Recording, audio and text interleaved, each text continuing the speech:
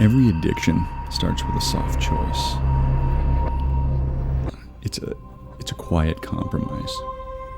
What's the harm? Not hurting anybody. But very few things are as they appear.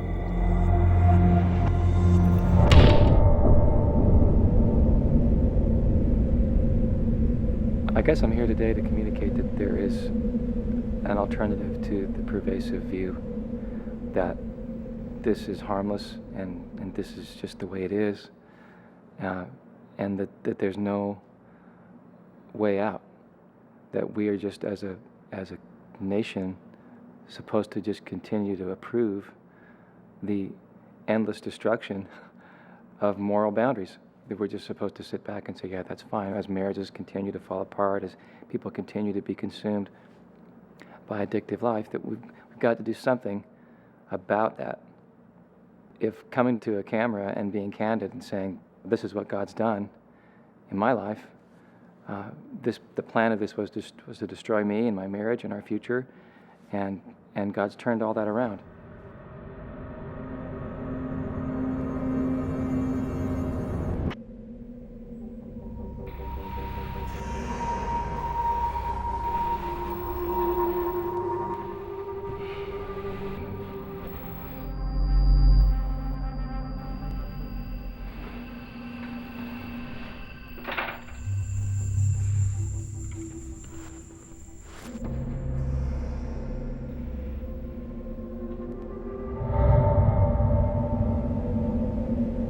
Pornography is the graphic, explicit depiction of sex, and it's meant to stimulate and to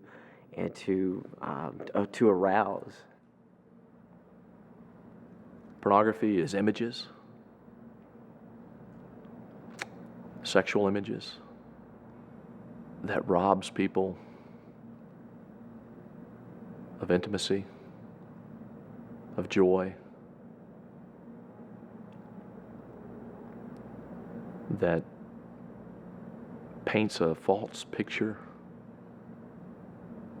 of what and who women are. Emotionally, when a man looks at pornography, he feels alive. That woman on the image is saying, I want you, you're wonderful, you're incredible. The reason why pornography is the most addictive thing in the universe is that it allows a man to feel like a man without requiring him to be one. It's a fantasy, it's fake, it's not real, and it hollows you out. Anything that has life, life is stripped from it when it comes in contact with pornography. We're created as men and women to enjoy the gift of sex and the gift of sexuality within a sacred, covenantal relationship. And whenever we step outside of those boundaries, there's going to be a diminishment to our own souls. And so really it diminishes, it lessens our capacity to love and to be human. It infects every group, every culture, every ethnicity. It does not discriminate in any way. And pornography is just that powerful that it is able to break into any group. It's the kids from little suburban white America. It's the kids from the hood and down in the ghetto. It's kids from it's immigrant families. It's everybody. It's people are being impacted by it. Pornography kills. Pornography destroys. Pornography strips men and women of their dignity. Pornography violates love. It prevents intimacy, and that's the case in my life.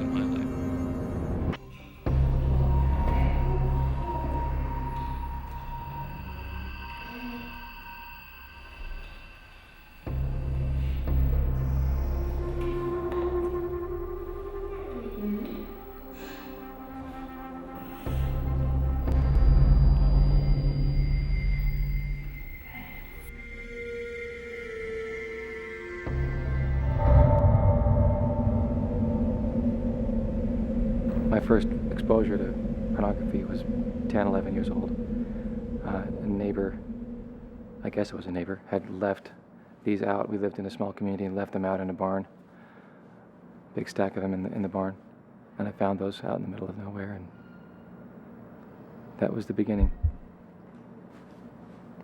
I remember the impact of that on my whole psyche and this fascination with this world that no one was talking about, but obviously was going on. In high school, I remember being with a friend on a trip to a summer sports camp, and that friend stole, actually shoplifted, a Penthouse magazine, and it felt like gold. It felt like this person had just lifted the Hope Diamond out of that store, and we were carrying around the most valuable possession that we had.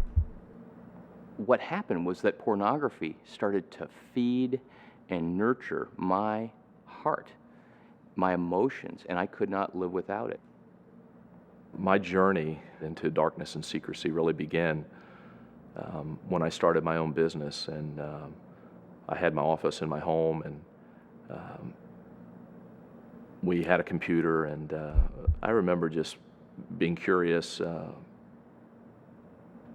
typing in keywords just to see what would come up, and it didn't take long, to where there were some pretty graphic and explicit images, right there before my eyes, and I was just, it just captivated me. I live with a tremendous sense of paranoia. I just knew that someone was going to see me. Someone's gonna see the pastor going into this adult bookstore, and so I always looked over my shoulder. I was always afraid. I always kind of I always lived my life with a sense of uneasiness. There was no peace there because I always felt like somebody's gonna find out, and then my story's gonna be out. And I just continued this kind of pattern, this hidden secret. My wife didn't know. No one knew my deep, dark secret. Never in my wildest dreams did I or could I imagine that that years later, 20 years later, 25 years later, that I would be engaged in all kinds of sexual acting out that I did not want to do. And not only for religious reasons, because I grew up in a home that was nominally Christian, and God was someone who I was really afraid of, and I didn't have any beliefs per se that this was wrong. It was just that it felt shameful to me. And somewhere deep inside of my own heart, I had this shame and this anxiety and this dread that if anybody ever found out about this, that there's no way that I could live through that there's no way that I could be loved or accepted or wanted based on the things that I thought about and the things that I did. Even as I went to seminary, where I thought, seminary, there's no way. I'll be able to stay away from the pornography in seminary. They'll have the internet service will be filtered. It'll be, this is seminary. There's no way. But in reality, it wasn't that way. In fact, at seminary is where the addiction really began to take root. That's really where it became the darkest during those years at seminary. Playing the part, going to church every Sunday morning, sitting up in that choir loft, singing those songs, listening to those sermons, teaching that Sunday school class. But in the back of my mind, I was filled with guilt. And it became overwhelming. I was tired of living a lie. There was no peace. I had no rest.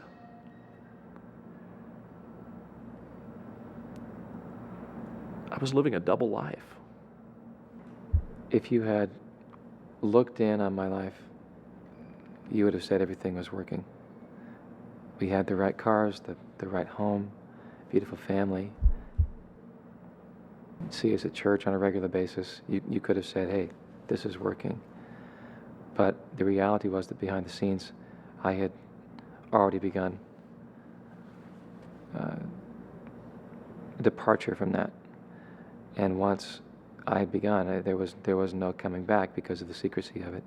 And it began to grow, And as a result of that growing, the job was affected, home life was affected, my self-respect was affected, dignity was affected. All those things began to impact our life. Came away from seminary, still holding the secret, still realizing that I'm really still in crisis over this thing. It's really, there's a darkness to me, but no one knew, and I didn't want anybody to know, so I go back out into ministry and serving as a pastor, and the addiction really begins to emerge stronger. I had resisted and just wanted to change, but the change wasn't happening. You know, I'm like, God, can you just take this thing away from me? Just take it away. I'll do whatever.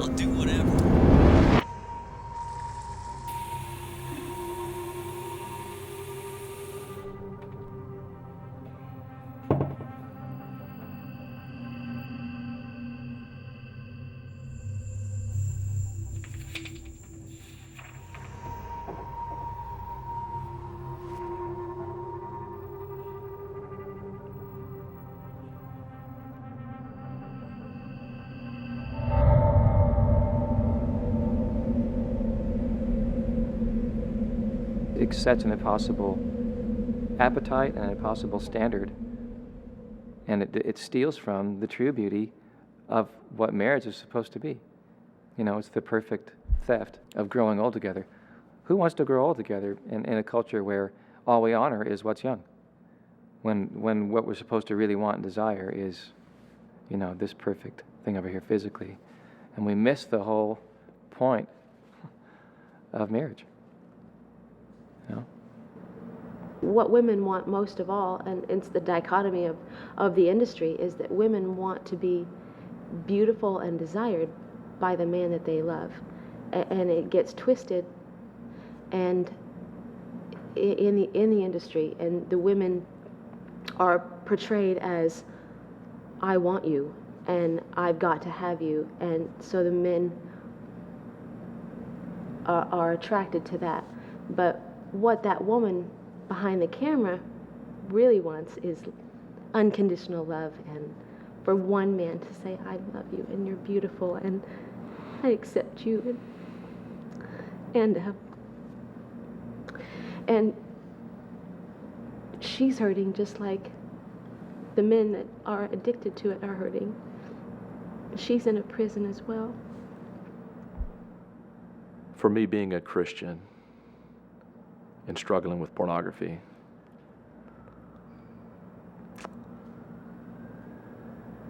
was extremely difficult in that there was an enormous amount of guilt. And that guilt was driving me away from every relationship that mattered in my life. First, number one, was my relationship with God. Number two was my relationship with my wife. Number three, my kids and my friends. The guilt had caused me to withdraw from those relationships. It affected us in a very deep way. It affected the way she saw herself, affected the way that I saw her, definitely affected the way I saw myself. When you know your behavior is contrary to your belief system and to the God that you know, at some point that conflict demands a resolution one way or the other. You're either going to give in and go for it and sacrifice everything for the pixels on the screen, because that's all it is. When you shut the power off, it's gone. Or you make a commitment to what's a real human sitting next to you, and commit to whatever it takes to make that work. And we had to make that decision together. Because of the power of the internet and the availability of it, there's this whole new breed of folks that would never, and these are not people of all ages, they would never drive to a bookstore across town in a seedy part of town and risk going into a bookstore. Pastors, Christian leaders, ministers, school teachers, people that would think, I would never do that. And now it's coming to them, and the anonymity that it affords allows them to engage in this behavior that they wouldn't otherwise imagine that they would ever get addicted to, beyond maybe just dabbling in it once or twice. But they do become addicted because of that anonymity. They don't have to put forth the risk and risk being shamed or embarrassed or caught. And then the accessibility is you can get it anywhere. So when you're 12 and 13 and you're not married, you think that when you become married, that this whole habit you've created for yourself will just go away, because now you'll have a sex partner. You'll have somebody there that can, whenever that urge comes up, you've got your in-house fix, right? But the problem is that it's not actually a sexual experience, it's a fantasy experience that your body gets trained for. So now the reality of the marriage isn't the fantasy. And so you've got this built-in conflict with your marriage partner. If we're talking about a Christian perspective on marriage, then it's incompatible. Yeah, and you've got a habit built into your core personality of whenever life is too much, I escape through, pick the door, whether it's alcohol, whether it is porn, whether it's whatever it is, it's the release valve when I just can't take anymore. As a believer, follower of Christ, that should be running to God. That should not be running to fantasy. So all I can tell you is my own story. I'm not here to convict you. That's the Holy Spirit's job. I'm not here to do a sales job on you and win you to my way of thinking. All I'm trying to do is say this is the life that we lived. And I know I'm not the only one living it, because I get the phone calls all the time from guys saying, I'm coming apart. I'm sick of dealing with this. I hear it before, during, and after the marriage is falling apart. Young guys coming to me saying, I don't want this in my life because I know God's preparing me for marriage, and I don't want it in my marriage, because it goes with you. Whatever we've lived, we bring to the marriage. It didn't go away with the ring and rice. Suddenly everything's pure and we move on. No, the life we lived before we brought in. The number one fear for men with a pornography struggle is that they will be exposed, which is to say another way, that they will feel shame, that someone will see me for who I really am. I felt that I would lose absolutely everything. At the time that friend and mentor and professor asked me that question, have you been unfaithful to your wife? The reason I lied, I knew I'd lose my job. There are pastors that if they go to someone, they're afraid they'll lose their job. There are men who, if they were to share this and it got out, they're afraid their wives would leave them. I was risking so much for pornography. I was risking so much for something so little. I was risking being seen by my children. Imagine if my children were to walk in on their dad looking at pornography on the computer.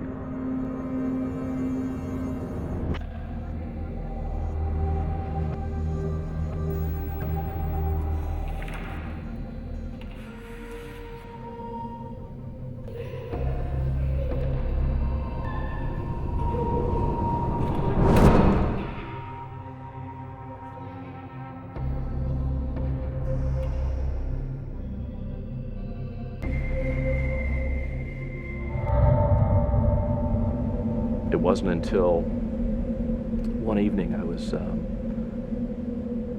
we had moved, and I had my office doors closed, and I thought my wife had gone up to bed, and she came downstairs and opened the door, and there it was on the computer screen. And as I think about that night, and I remember the look on her face.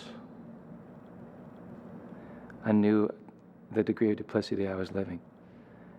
And I just assumed automatically that she would leave, because I grew up in a divorced home, and it's everywhere. You know, divorce is as common as Starbucks now, so it's just a common procedure for someone to say, I've given up on you.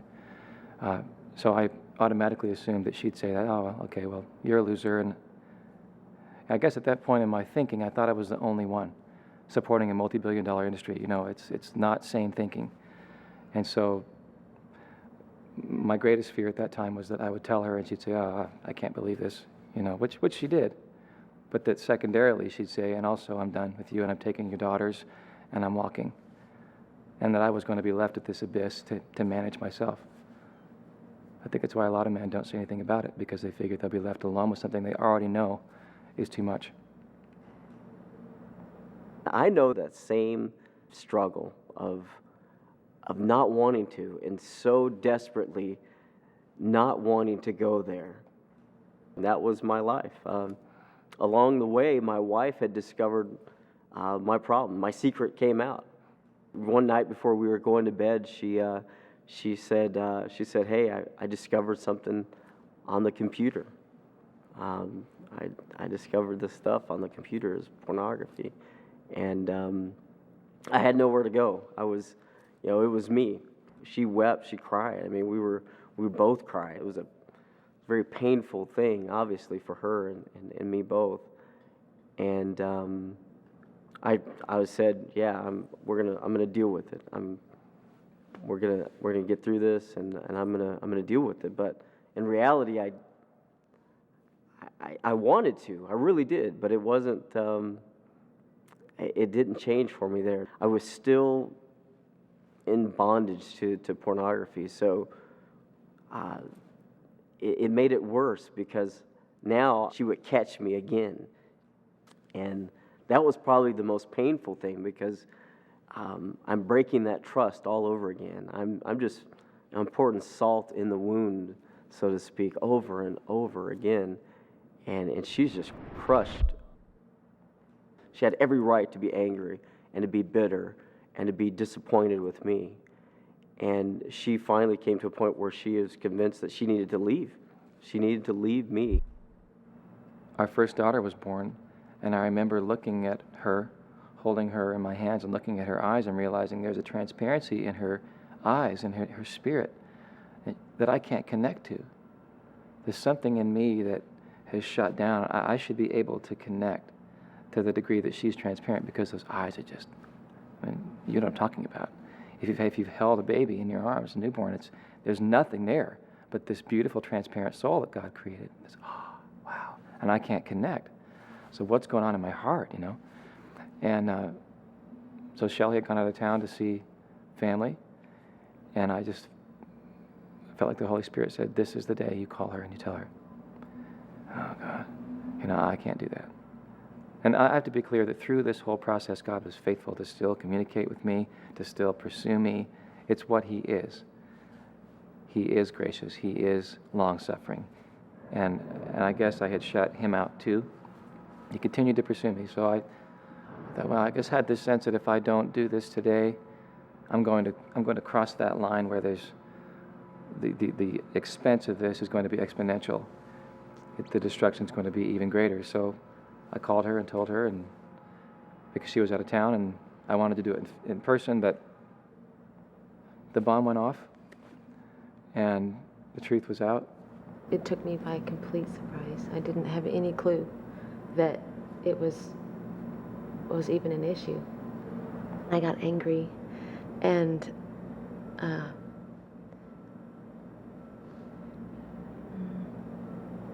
I got angry at him and at men in general.